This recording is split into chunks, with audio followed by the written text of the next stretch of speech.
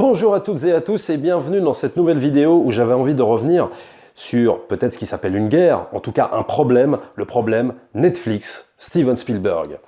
Alors, il ne sera évidemment pas question dans cette vidéo de critiquer l'art de Steven Spielberg, qu'on se mette bien d'accord. Dois-je rappeler que je suis un fanboy absolu de Steven Spielberg, voilà.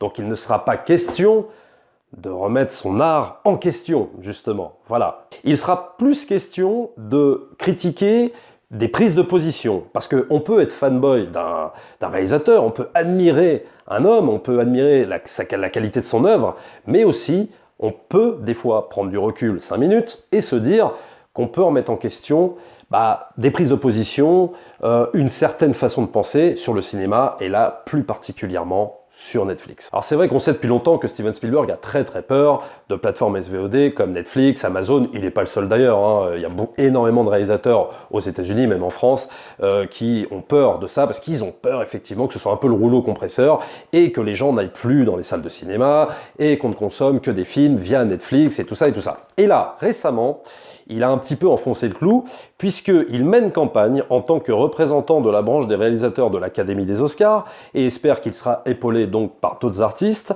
pour que les films Netflix ne soient plus récompensés aux Oscars, mais aux Emmy Awards. Alors quand il parle des Emmy Awards, je pense que c'est une boutade, mais en fait, ça reprend un petit peu ce qu'il a dit. Il a dit, pour moi, les films Netflix ne sont pas des films de cinéma, donc pas oscarisables, puisqu'ils ne sortent pas en salle, mais pour moi, ce sont des films de télé, et donc ils doivent être récompensés aux Emmy Awards. Et je trouve ça extrêmement méprisant, mais vraiment extrêmement méprisant. Alors dans cette vidéo, je vais essayer de vous expliquer à travers quelques arguments, pourquoi moi je trouve ça extrêmement méprisant de sa part, et je dirais que ça me choque pour quelqu'un qui justement avançait toujours avec son temps. Là je trouve qu'il fait un petit pas en arrière, et c'est quand même assez dommage, surtout de la part de Steven Spielberg. Alors par le passé, il a déjà fait savoir qu'il ne pensait pas que les films sortant en SVOD étaient dignes des Oscars, et que rien ne valait une bonne salle de cinéma.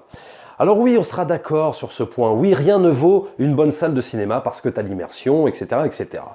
Mais quand même, est-ce qu'il faut que je rappelle qu'un film ne se définit pas par le lieu où il est diffusé, mais juste par sa production, quoi. Ça paraît bête à dire, mais c'est primordial. C'est-à-dire que, je le répète, je l'avais dit déjà dans ma vidéo sur Netflix et le cinéma, le rapport entre Netflix et le cinéma quand Cuarón avait gagné à la Mostra de Venise. Moi, je choisirais toujours le bon film chez moi que le mauvais film au cinéma, si jamais on me laisse pas le choix. Si on me laisse le choix, j'irai toujours au cinéma. Mais je veux dire, sinon, oui, je choisirais le bon film à la maison plutôt qu'un mauvais film au cinéma. Et tu peux me vendre tout ce que tu veux comme accessoire. La 4DX, la 3D, le son Dolby Atmos, les sièges qui s'inclinent. La cinéphilie ne se définit pas parce que tu vas voir tous tes films en salle. La cinéphilie, elle se définit par le fait que tu vois un maximum de films, que si tu n'as pas eu le temps d'aller au cinéma pour X raisons, tu te rattrapes en le regardant autre part. C'est ça la cinéphilie. Quand on me sort, ouais, t'es pas cinéphile parce que tu vas pas voir les films en salle. Enfin, pas à moi, mais à d'autres gens. Pour moi, c'est un argument qui ne tient pas la route. Pour moi, un cinéphile, il doit voir les films coûte que coûte. Que ce soit en salle, que ce soit sur son PC, que ce soit sur sa télé 4K, que ce soit sur Netflix ou où tu veux, un film doit se voir, absolument. C'est comme disait Martin Scorsese, l'important, c'est de faire des films. Alors, juste une petite digression, avant de rentrer vraiment dans le cœur du sujet, il y a quelque chose un peu d'ironique, voire peut-être hypocrite de la part de Spielberg, puisque normalement, il va coproduire avec la plateforme de streaming Apple le remake de sa série Amazing Stories, Histoire fantastique, qui était une série d'anthologie dans les années 80. Alors d'accord, on n'a jamais dit que Spielberg critiquait la légitimité de Netflix à exister, mais quand même quoi, quand on peste depuis des années contre une plateforme SVOD, derrière, tu vas produire une série en coproduction pour une autre plateforme concurrente.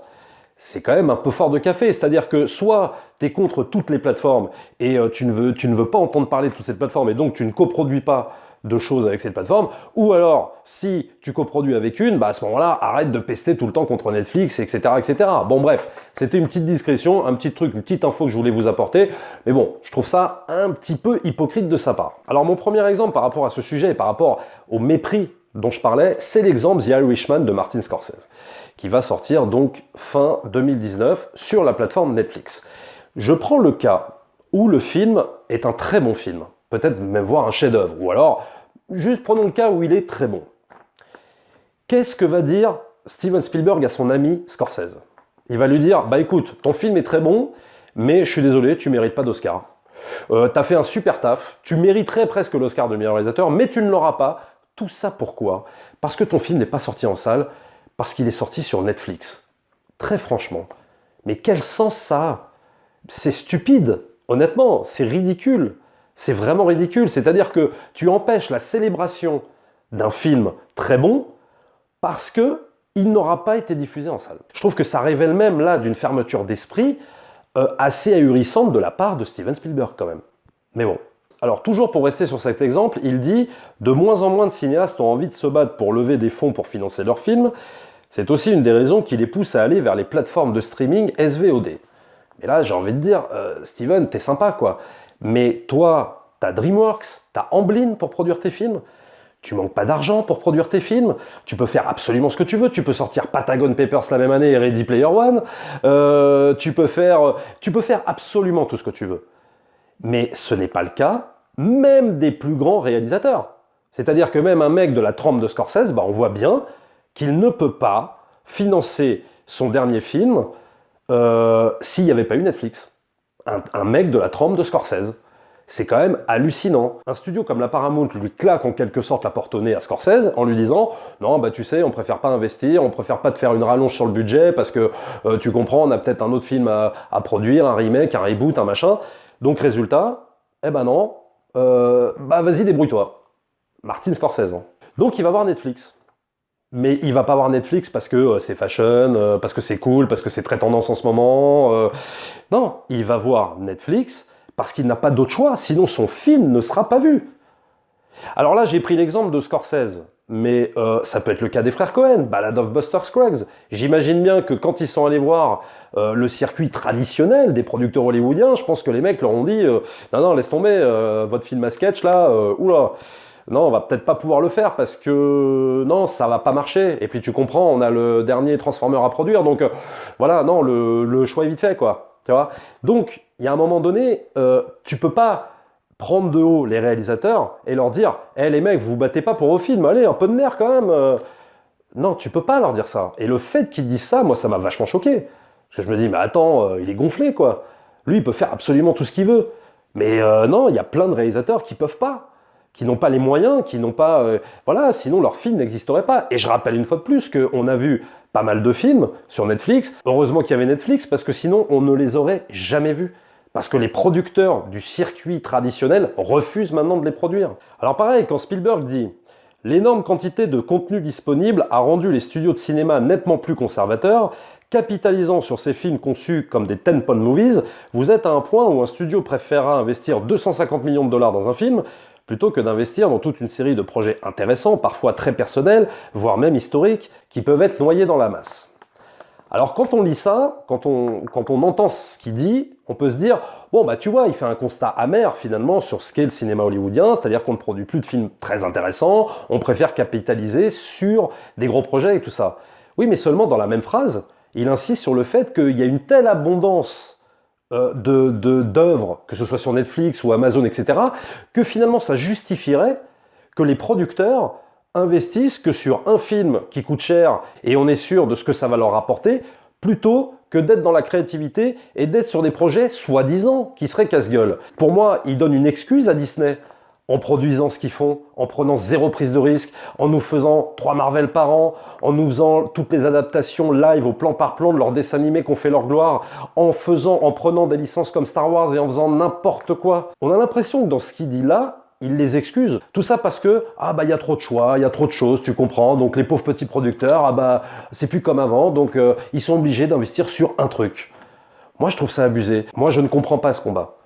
Pour moi, le non-cinéma, il est représenté actuellement non pas par Netflix, par Disney. Parce que Netflix, eux, ils prônent la diversité. Ils font énormément de films différents. Ils proposent un éventail, mais énorme, de choix multiples, de plein de choses différentes. Et on s'en fout que ce soit pas en salle. Le principal, c'est qu'on ait des choses intéressantes à se mettre sous la dent quand tu es fan de cinéma, quand tu es fan de séries. C'est là le principal. Alors, quant à ceux qui disent tout le temps « Ouais, mais de toute façon, les films Netflix, ce sont des téléfilms ». Non, je suis pas d'accord. Mais absolument pas d'accord. Pour rappel, il y a quelques bons films Netflix quand même. Il n'y en a pas énormément. Mais pour moi, c'est encore tout jeune Netflix. On en est au début. Bon. Pour moi, il y a Mowgli qui est très bon, même si oui, ça a été racheté à Warner, et donc c'était un film de cinéma, mais Warner n'a pas voulu l'exploiter, qu'est-ce que tu veux que je te dise? Bon, bah, on l'a vu via Netflix. Il y a eu Beast of No Nation, qui était excellent. Il y a Bird Box, on peut dire ce qu'on veut sur Bird Box, que la seconde partie est moins bien, etc. Mais n'empêche que moi, quand je l'ai vu sur Netflix, oui, eh ben, j'ai adoré. J'ai trouvé que c'était une bonne série B, tu vois, des années 80, et ça faisait, ouais, pour le coup, vrai film de cinoche, quoi, très clairement. Okja, Roma, n'en parlons pas. Pour moi, un des meilleurs films de l'année dernière. Ballad of Buster Scruggs, même le film de Noël avec Kurt Russell qui était très très bien. Bon, des fois, qui pouvait faire un petit peu téléfilm, mais bon, bref, voilà. Et il y a aussi des documentaires géniaux qu'ils ont produits Netflix. Jim et Andy sur l'histoire de Man on the Moon, Wild Wild Country, super doc. Alors bon, les docs, effectivement, sont souvent pas diffusés au cinéma, mais c'est pour montrer tout ce que nous propose Netflix en termes de différence, ce que nous propose plus le cinéma. Moi, je suis désolé, quoi. En tout cas, en termes de blockbuster, je dis pas que le cinéma est mort, ça y est, machin, il n'y a plus rien, parce qu'il y a encore des films qu'on va découvrir et qui sont très très bien. Mais honnêtement, quoi, en 2019, c'est quand même dur de faire le constat que ça va être l'année de Disney, quoi. Que tous les blockbusters, les trucs majeurs au cinéma, ça va être à Disney. T'auras 2 ou 3 Marvel, t'auras les 3 adaptations live de leur dessin animé, et t'auras Star Wars. Je trouve ça d'une tristesse absolue, quoi. Alors que bah, Netflix, ils ont aussi, quelque part, des petits blockbusters, et au moins, ça nous permet d'avoir de la diversité, quoi. Et donc, au lieu de râler tout le temps, au lieu de dire « Ouais, mais ils ne méritent pas des Oscars parce que c'est machin, etc. » Mais putain, laisse-les exister, ces films. Ils ont le droit aussi à leur Oscar. Ils ont le droit à leur récompense. Ce sont des gens qui taffent pour les films, pour les cinéphiles, et ça, c'est important. Alors moi, tout ça me fait un peu penser aux accusations dont a été victime, d'ailleurs, Steven Spielberg et George Lucas à la fin des années 70 et 80, par un journaliste qui s'appelle Peter Biskind, qui a écrit un très bon bouquin qui s'appelle Le Nouvel Hollywood, et dans lequel, à un moment donné, il reproche à George Lucas et Steven Spielberg d'avoir détruit un peu le cinéma des années 70 qui était adulte, mature, dépressif, et avoir fait des Dents de la Mer, des Star Wars, des E.T., etc. etc. Et vraiment, il y a une charge énorme dans ce livre, que je vous recommande d'ailleurs si vous ne le connaissez pas, une charge énorme contre Spielberg et Lucas. Il y a une espèce d'aigreur, vraiment, de la part du journaliste qui dit « Ouais, de toute façon, c'est à cause d'eux, si maintenant on a ce cinéma très enfantin et qui a mis à mal tout ce qu'avait fait Coppola, etc. etc. » Moi, j'ai jamais été trop d'accord avec cette version des faits, mais là, j'ai vraiment l'impression que Spielberg, finalement, maintenant, à l'âge qu'il a, reproduit ce qu'il a vécu. C'est-à-dire, en gros, qui dit à la nouvelle génération qui arrive, c'est-à-dire ce que j'appellerais moi la génération Netflix, quoi, les gens qui bossent pour Netflix, qui font avancer, qui font évoluer le cinéma. Bah, j'ai l'impression qu'il fait exactement la même chose. Alors tout comme Les Dents de la Mer, tout comme E.T., Star Wars, Les Aventures de l'Arche perdue et tout ça, donc des films de Spielberg, Lucas, ce sont des films qui ont contribué à l'évolution du cinéma. C'est comme ça, le cinéma évolue, le cinéma mue, le cinéma change, et je trouve ça un peu dommage que Spielberg condamne en fait ce système-là, c'est-à-dire le système Netflix, qui est aussi une évolution. Pareil, c'est l'évolution du cinéma. Peut-être que c'est comme ça que le cinéma doit faire sa transformation, doit faire sa révolution. Et je ne trouve pas qu'il faille le condamner, l'empêcher d'avoir accès à des prix comme la Mostra de Venise ou comme la cérémonie des Oscars. Je trouve que c'est un non-sens. Et je trouve que c'est pas très très bon, justement, pour le médium cinéma. Et puisque le sujet c'est les Oscars, parlons-en des Oscars. Cette année, ça a été une catastrophe quand même, entre les résultats, entre les nominations. Non mais attends, quand on arrive à nommer Black Panther, Bohemian Rhapsody en meilleur film, non mais franchement, c'est qu'il y a un réel problème quand même dans l'industrie cinématographique hollywoodienne actuelle. Je suis désolé, Le Vent de fraîcheur, oui, il arrive via Netflix, alors peut-être que ça fait peur à tout le monde, mais il n'empêche qu'on aurait pu nommer des films comme Ballad of Buster Scruggs, on aurait pu nommer quelques autres films, pas tout, mais quelques autres films Netflix. Et je pense qu'on aurait gagné en qualité. Résultat des courses, non. On va nommer des trucs, mais improbables. Donc je pense que, au lieu de se révolter contre le fait que non, Netflix, il ne doit pas gagner des Oscars parce que c'est pas diffusé en salle, au contraire, on devait travailler avec eux, je le redis encore, pour la richesse justement de ce qu'est l'objet filmique, ce qu'est le cinéma, quoi. Alors ça s'appellera peut-être plus cinéma, d'accord, mais on devrait effectivement prendre en considération ces œuvres différentes, super intéressantes, bien écrites, bien jouées, peu importe que ce soit diffusé en salle ou que ce soit sur une plateforme de streaming. À partir du moment où le film est intéressant, il est légitime pour recevoir un prix ou pas. Bon, voilà en gros tout ce que je pouvais vous dire sur cette prise de position de Steven Spielberg que moi j'estime critiquable. Dites-moi vous dans les commentaires ce que vous en pensez. Alors attention, on reste vraiment dans un domaine de cette prise de position-là, hein. Je le répète encore, je ne critique pas l'artiste parce que c'est un artiste trop important, il a fait trop de bons films. Voilà, je suis totalement fan de ce réalisateur. Je l'ai dit au début de ma vidéo, on peut être fan d'un artiste, mais critiquer aussi ses prises de position. Et moi, là, j'avoue que je ne suis absolument pas d'accord avec cette prise de position que j'estime extrêmement, extrêmement vieux jeu, au mieux et au pire, méprisable. Abonnez-vous à la chaîne, likez, partagez comme d'habitude. N'hésitez pas aussi à vous rendre dans le lien Utip dans la description de la vidéo. Ça fait des petits revenus pour la chaîne et pour vous, c'est totalement gratuit. Nous, on se retrouve très très vite pour une prochaine vidéo. Ciao!